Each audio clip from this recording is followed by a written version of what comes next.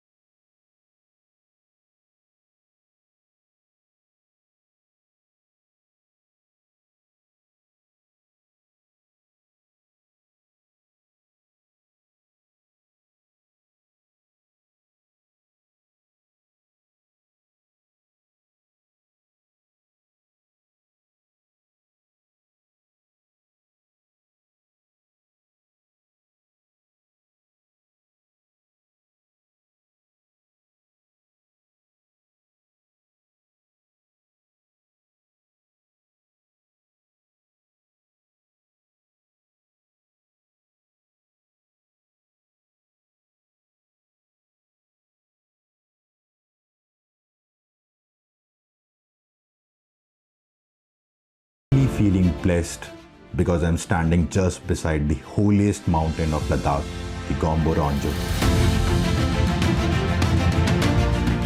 ज़ांस्कार आते ही सब कुछ बदल जाता है. Barren land, low temperature, but somehow it is the most beautiful valley on earth.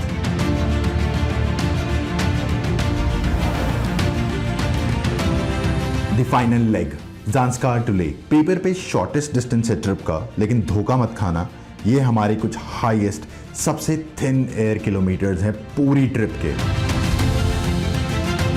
Indus valley, dramatic baron mountains और वो दूर रहा लेह पैलेस, यही है वो मोमेंट जिसके लिए पूरा ट्रिप वर्थ हो जाता है. 3 दिन 3 लेग्स, एक कॉम्पैक्ट एसयूवी जिसका यहाँ सरवाइव करने का कोई बिजनेस नहीं है, just made a world record with 59 others. Spotlight में इस हफ्ते है एक प्रीमियम मोटरसाइकिल जिसको लॉन्च किया गया है 4 लाख की एक्स शोरूम कीमत के साथ. बात कर रहे हैं एप्रिला की टूनो 457 की. कितनी मजेदार है, इसमें क्या क्या बड़े बदलाव हुए हैं और क्या ये अपने कंपटीशन को इन बदलावों के बाद चुनौती दे सकती है, यही बताने की कोशिश करेंगे एप्रिलिया टूनो 457 के फर्स्ट लुक के साथ.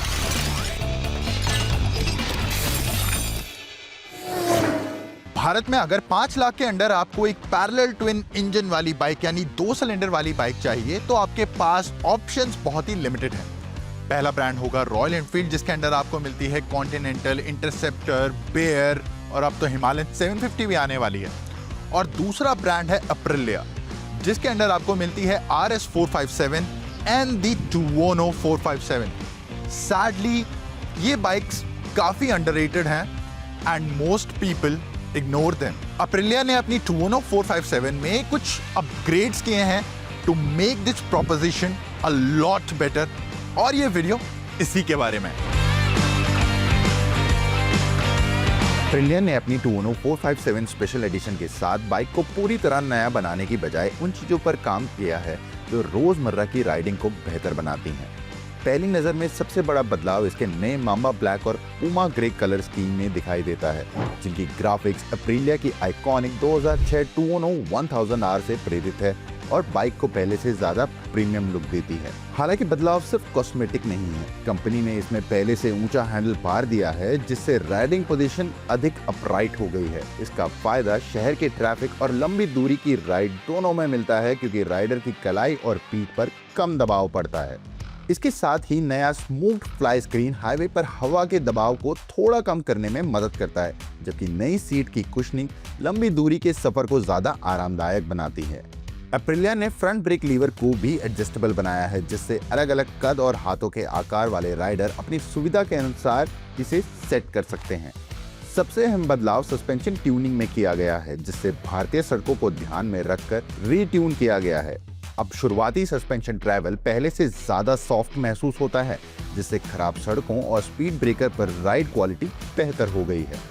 हालांकि इंजन और परफॉर्मेंस में कोई बदलाव नहीं किया गया है. इसमें वही 457 सीसी का parallel twin liquid cooled engine मिलता है जो 47.6 HP की पावर और 43.5 न्यूटन मीटर का टॉर्क पैदा करता है. इसके साथ 6 speed gear box, slipper clutch, ride by wire, 3 riding modes, traction control और डुअल चैनल ABS जैसे फीचर्स पहले की तरह बरकरार हैं. टुओनो 457 स्पेशल एडिशन की कीमत रखी गई है 3,99,000 एक्स शोरूम. स्पेशल एडिशन उन राइडर्स के लिए तैयार की गई है जो पहले जैसी दमदार परफॉर्मेंस के साथ अब और ज्यादा कंफर्ट, बेहतर एर्गोनॉमिक्स और फ्रेश और प्रीमियम लुक चाहते हैं. इन सारे चेंजेस के बाद डेफिनेटली टुओनो 45 का प्रोपोजिशन और भी बेटर हो चुका है and I think more people will choose this bike over an Interceptor और अ कॉन्टिनेंटल. आप देख सकते हैं हवा बहुत तेज चल रही है, मौसम बदल रहा है, कभी भी किसी वक्त बारिश हो सकती है, और लेकिन हमारी तैयारी पूरी है और हम चाहते हैं कि आप भी तैयार रहें इस बारिश के, मॉनसून के सीजन के लिए, खासकर अपने 2 व्हीलर्स, अपने स्कूटर्स और बाइक को लेकर. कुछ टिप्स दे देते हैं अपनी तरफ से जो कि आपकी राइड एंड हैंडलिंग को सुधार सकते हैं और साथ ही साथ आपके फ्यूल को भी बचा सकते हैं.